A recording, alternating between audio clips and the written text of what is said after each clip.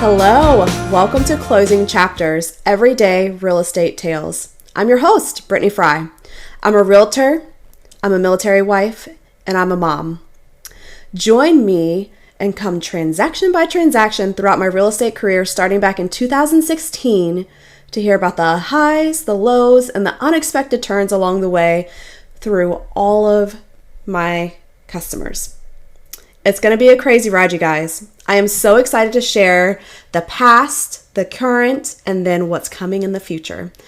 Hang tight for the ride. Join me about being a realtor, a military spouse, and a mom. Can't wait to see you there. Hey friends, welcome back. This is going to be a little bit of a different episode. We're kind of going to do like a recap slash expectation management conversation all in one foul swoop.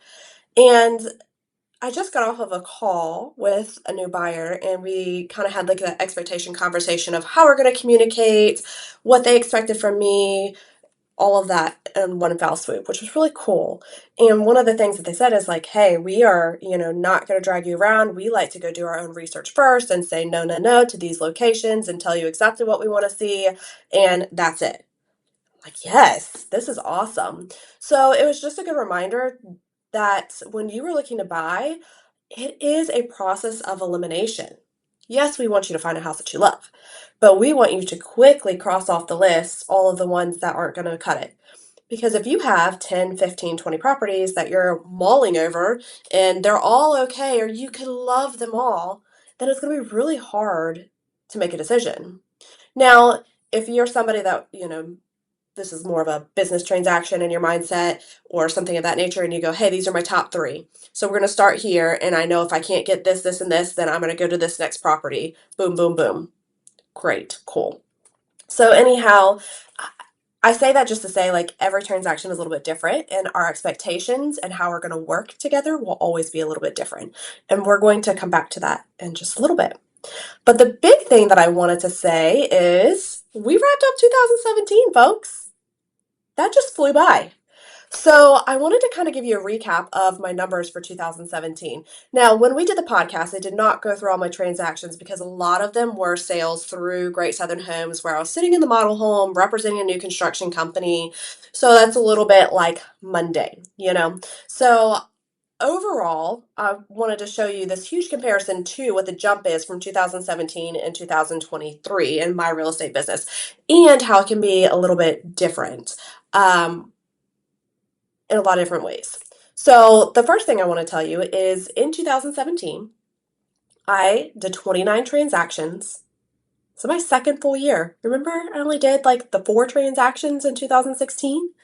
29 transactions in 2017, and that equaled to about $5 million in sales. It's pretty cool, huh? It was a really good jump. Still not a full-time salary, believe it or not, and I had a lot of work to do, and I continued to get better in the future, but that was a huge success from my first year to my second year. And I wanted to show some averages or talk about some averages between 2017 and 2023. Because I just mentioned in the last episode that sometimes the expectation management is so off kilter. And what used to be acceptable, people think is not acceptable now because they're used to the crazy market that we just had through the COVID era and don't realize that our real estate world changes about every quarter, every 90 days or so. We could be in a different cycle of our market and have some different expectations.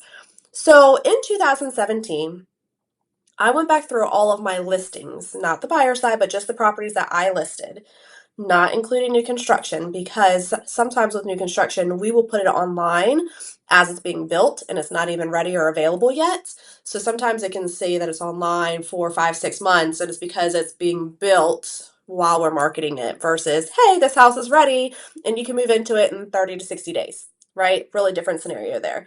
So I didn't want to skew the numbers too much. So out of the 5 listings that I had that were not new construction in 2017, I averaged from the day we listed it to the day we closed 146 days on market.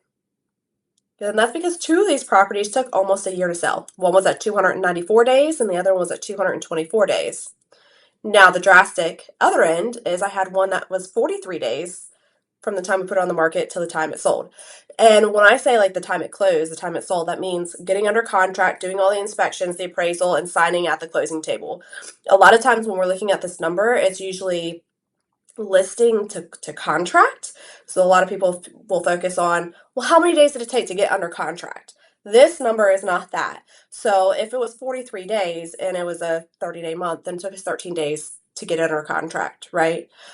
So this is the full deal from start to close, okay? And the average sales price of those listings was $137,000. And that ranged anywhere from $61,000 up to $233,000. Okay. And of course, all these properties in South Carolina. Now, Tennessee, I had a mixture of listings in Tennessee and South Carolina for 2023. So that will impact this a lot, but this just goes to show, even in South Carolina, the numbers have come up tremendously. For 2023, the average days from getting it listed to getting it closed, 66. So going from 146 to 66. This is awesome. That means a month to a month and a half on market. Okay. But this is where there's that expectation management. During the COVID era, people were buying properties without ever seeing them in person. Maybe not even having all the pictures of the property. Not even having it where an agent could go into the property beforehand. They were literally writing offers completely sight unseen and a coming soon status before it was even active on the market. And that was a horrible way to do business. But the expectation is it should sell within a day. It should sell within 2 days. Why didn't it sell within a week, right? And that's just not reasonable, folks. Now, there's always going to be pockets of that and things that are going to happen here or there. And you see this in my numbers. So for this past year, I have a range of from listing it to closing it. So the whole entire transaction, anywhere from 29 days up to 98 days. Okay. So 29 days means less than a month. So we got under contract less than 12 hours of being on the market and we closed it in less than 30 days. The typical time frame to close is about 30 to 45 days, traditionally 30 days. So let's take the longest one, it was 98 days. Okay. Well, 98 days, the only reason it was 98 is because we actually put it on the market early with a specific closing date in mind. Two of these that are longer, the one that's 65 days and the one that's 98 days. That's exactly what we did on both of these. We planned it where we put it on the market. They were military moves. And we said in the stipulations, we have it on the market now. We want to close on X date or by X date. This is the earliest we will close and move out of the house. So we had both of those houses under contract, and it was just scheduled for the future to close on a particular date for those military moves. So this is another reason why, once again, you can't always pay attention to all the numbers and expectations being thrown at you. Everybody has a different scenario. It's not always how quickly can it move, okay? That's not the name of the game all the time. There's different criteria that everybody needs. Now, in 2023, my average sales price was $298,000 for my listings. So it over doubled between 2017 and 2023. There's a couple things here, right? One, we have a mixture of a different market, but I'll tell you, only one of these listings in 23 was in Tennessee. The rest of them are still in South Carolina. So that just shows how drastically the market has changed in South Carolina. And two, as you become more experienced, you tend to get bigger properties and have a little bit more momentum and different clientele, right? So there's a little mixture there, but a lot of these are still first like normal family, single family homes. There's nothing exponentially great here. Like meaning I'm not selling $1 million property in the midst of this. So this is still everyday properties that people are buying and selling. So the appreciation is phenomenal between 2017 and 23. And we won't see it go up that exponentially in the future unless something crazy happens with the government. God willing, we will kind of keep everything stable. As much as you guys think the rates are too high and this, that, and the other, when they came so low, it really created chaos and havoc in ways that it should not.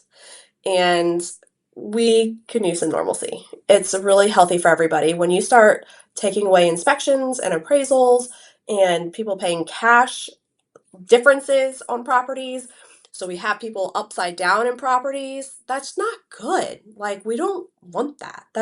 And I would hope that I can speak for most realtors. We honestly don't want that. We don't want our clients to be in a bad situation or to be forced to make a decision that's not taking care of themselves to the fullest ability. And knowledge is power, 100%, all the way around.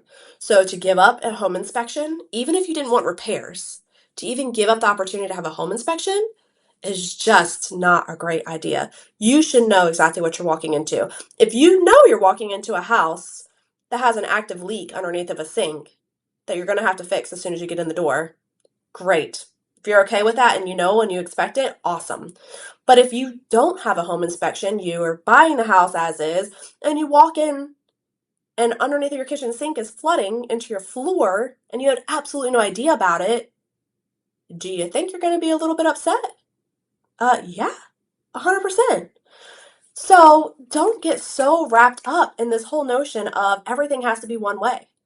And if you didn't sell this fast, then why? What's wrong with you? Or what did your realtor not do? Or da da da da. Or you actually painted your house? Why? You should be able to sell it as is. No, friends, no. And the reason this is so important is we have such a huge heart to love and care for all of our near and dear friends around us, and we all have opinions and we all want to share them. I am no different, okay? So I'm including myself in this conversation here. But the point is unless you are a real estate professional and you are seeing what's on the market right now, you are watching the trends, okay? You are doing the comparable reports, then you just don't know. And I can tell you, like, pictures can be trash sometimes. They don't always give you a realistic expectation of what the house truly is. So if I have walked into a house that has been on the market for 50 days and it's because it's icky inside and you can't see that in the pictures, or there's soft floors and you can't see that in the pictures, okay, well, then I know, like, hey, there's a problem with this house and it's not priced appropriately for the condition of the home, right? So then I can make that distinguished decision and pass that information along whenever I'm looking, at comparable properties for my clients. Or, if they go, well, why did this house move so quickly and this one didn't? And they're in the same neighborhood and they're priced the same price. Well, that doesn't mean that they match completely, okay? So the other thing is that we can make people feel like they've done something wrong or that they're not getting a good deal or that they've made a bad decision or that somebody else is doing something wrong when 100% everything is working smoothly like a well-oiled machine. You have to keep in mind this is an individualized experience for everybody. What you want in a house is not necessarily what your friend wants in a house. And I don't mean just cosmetically, right? Functionality, price-wise, all of that can combine. We have two friends that moved. We are currently in Fort Leonard Wood, right? Where there's the captain's career course for all of the military police and the Army. We had two friends move to Clarksville at the same time that had gone to the captain's career course together and graduated together and both bought in Clarksville. One ended up in a new construction house in a newer neighborhood, smaller lot. The other one ended up in a little bit older house in an older neighborhood and had a bigger lot with less restrictions so that they could have their chickens. Okay. One had a really good experience, except the builder didn't finish some of the repairs and he kind of had to hassle and get on them to make that happen because they said, go ahead and close. We will make it all good. I promise. It's really hard to make somebody come back to you after the fact. And we talked about this beforehand, so they knew that expectation and they were okay with it. And then the other ones bought the house completely sight unseen and didn't know that the reality of the house was a lot different than the photos of the house, as in it had been DIY'd and it was not done well. And the house looked so beautiful in the pictures and it was staged wonderfully, and then it really wasn't in that great a shape. So they were really kind of disheartened when they got here and felt like They almost act embarrassed of their house. And the house is beautiful. There's nothing wrong with it. There's just some little things that were done quirky and that they wanted to go back and change and do. But when you are used to a certain expectation and you take care of your own properties and then you get a property and it doesn't follow suit to that, then that can feel kind of bad or icky, right? But that just goes to show every experience is different. They wanted two different things. They bought in two different price points for two different reasons. Okay? One's going to keep a house, one is not going to keep a house when they move. I mean, there's a lot of different things that go into all of this. So, no two situations are alike, and you should not treat it as such. So, when you're giving advice to people, you need to remember that it may not be the right advice unless you know exactly what they want, where they're coming from, what they're trying to accomplish, and that you actually know the market and know the trends, right? Doing the research. And if you're not, then tell your friends to come talk to your awesome realtor that will do all the research and talk to you and have those tough conversations.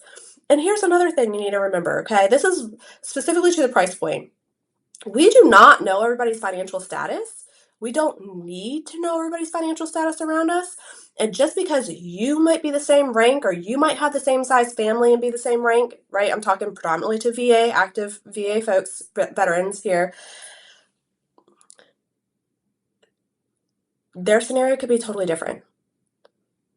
Can you imagine not being as well off as your buddy and trying to have that conversation with them and say, hey man, that's so cool that you could afford, a $350,000 house and pay, the $25,000 gap. I'm just not in that position and I can't do that. And I can only afford a $275,000 house. So like, I don't have as much to pick from. And, we're just going to have to kind of choose what we can choose. Right? Nobody wants to have that conversation with their friend. That doesn't feel good. That doesn't build your self-confidence or your self-worth. But you, as a good friend, need to know that every scenario could be different. And you're just there to support your buddy and say, hey, man, that looks like a great house. I'm so glad you found something that you were looking for. Right? So keep all that in mind. And I say this from coming from a personal place too. When we bought our first house, we were every time the lender would call us, why are you looking at houses at such a low price point? You're approved for da da da da da da. Well, the first property that we bought, my husband's only requirement, we weren't even engaged at the time. We were boyfriend and girlfriend, folks. So when he bought his first property, I picked it out, but his only requirement was that the mortgage and the utilities needed to be covered by his housing allowance. At the time, his housing allowance was $900 a month. What you can buy for $900 a month? We bought a beautiful property. It was 1,600 square feet, brick rancher, but it was a 70s house, 68 or 70s, and it was on an acre right outside the base. We loved it. We put a lot of love into it. We did a lot of renovations to it, but it was a solid house, and we loved our property. So we didn't need somebody to tell us to go spend $200,000 when our $110,000 house served every purpose we needed and wanted. I can't imagine having a friend standing over my shoulder saying the same thing, or a family member telling me, oh, that's what you're going to buy? Why wouldn't you buy this? It's only this much more. You don't have anything to pick from? Can't your realtor do better? Okay, that doesn't help, folks. It doesn't help at all. And I know I'm being a little bit sarcastic, but these are real things that have happened. And it's so discouraging when somebody doesn't know the proper expectation. And it's also hard on our end when we're supposed to be the trusted advisor and we get a phone call and the phone call says, I talked to my mom who was a realtor, 10 years ago, and she said this doesn't seem right, or this is this and this is this. And she says we should do this. Okay, well, 10 years ago was a really long time ago. And inevitably, not licensed in the same state. Every state is very different in how they do real estate. So sometimes we have to remember to stay in our lane. Now, the more appropriate way to handle that situation is to say, hey, my mom is really involved in this process. Can we include her? Heck yeah, buddy. Let's get on a three-way call and hash this out. Because then it makes mom feel a lot better. she has the same information that you have, and then she can understand exactly what I'm trying to describe or say or explain along the way. And then when she hears it straight from me, she goes, oh, yeah, that does make sense. Instead of playing telephone where I told you one thing, you told her one thing, and she doesn't understand what you're saying, and now she thinks something's wrong when there's nothing wrong, right? So, open and honest communication. It is okay if there is somebody else that is heavily involved in your process. Just invite us into that from the beginning. Let them be a part of it from the beginning. Don't have side conversations without us involved and confuse the issue. Because the one thing that ends up happening is you're afraid to trust me. And I promise I'm not going to let you fall. Because if you fall, I'm falling with you. And I don't like to fall. I so deeply care about my clients. And I want to make sure that you are successful and accomplish everything you want. Now, with that becomes a reality check, right? I'm going to keep you on course for whatever your expectations you set with me. This is the conversation I just had with these buyers. I was like, hey, so often people tell me I want to look in this bracket, and then they send me something that's $50,000, $75,000 more. If you tell me we're not going up X amount above, if you say, hey, we're not spending more than, $500,000, I am not setting up a search above $500,000 unless you tell me to. And I'm going to be very honest about that. I am your best friend when it comes to helping you set that standard and hold that standard, because there is so much noise everywhere else around you. But if you need somebody that's going to be your confidant and that's going to trust you and trust in your process just the same, then I'm here and I'm going to walk beside you and make sure that you have that person that says, nope, it's okay. If you don't want to spend that much money, it's okay. We're going to look over here. Maybe we got to be patient a little bit longer. Maybe we got to figure out something else. Maybe there's another criteria we need to adjust a little bit. That's okay. All right? So, cut out the noise. The numbers are always changing. The seasons are always changing. Everything is always changing. Our lives are, our money is, right? Our situations. That is the one thing we can count on in life, friends, is change. It's all around us, okay? But just know through all the change, I will be your constant. You can always come to me, and I will always be a listening ear. I will always advise you the best that I can, and I will support you 110%. So remember that as much as we all have good intentions, me included, at some point, we also have opinions. And you get to weed through those opinions and decide what is worthy for you and not. And I don't want you to ever have to worry about having those vulnerable conversations and feeling like somebody's going to look down on you or think differently of you or wonder why you don't want to do something different. Come to me and let's have those conversations, because I will tell you my own personal stories and journeys and why we made the decisions we made along the way, and how scary it was for us to move from a $109,000 house to a $300,000 house, and how we shortchanged ourselves, because if we would have went up to 325, we would have been in a much better location and we would have had a lot more appreciation in our property in a very short amount of time. We probably would have enjoyed our property a lot more. But we made that mistake and we learned from it. And I will tell you all of that in depth, anything you want to know. So, this is kind of my little pep talk. I also wanted to show you some of the numbers and just show you properties appreciate over time, folks. And there's good money to be had in real estate. Can you imagine if you were one of these people that bought a property for $185 in 2017 and sold it for $285 in 2023? Holy cow, right? So, give me a call, send me a message. Let's talk some real estate. I am here to help guide you and work with you every step of the way. Especially my military folks. I know you get so much noise from every direction. We live this life, we hear it. Everybody's telling you where to go, what to do, what area you should live in. It's okay. We'll work through it together. I have another bonus episode coming up on Wednesday, and then we will hit the ground running into 2018 next weekend. So, but the next bonus episode is a little bit special. It'll make a little bit of sense when you hear it after today's episode. And I want to give you a heads up that it's pretty raw. It is literally like one of those days where I had a moment and I pulled out the phone and said, you know what? I'm going to record this right now while I'm thinking about it. So I am in full mom gear and we're going to roll with it. I don't look good. I had a lot to say, but it needed to be said. And I think you should hear it. So I will share it with you later this week. I hope you guys have a great rest of your weekend, and I cannot wait to connect again soon.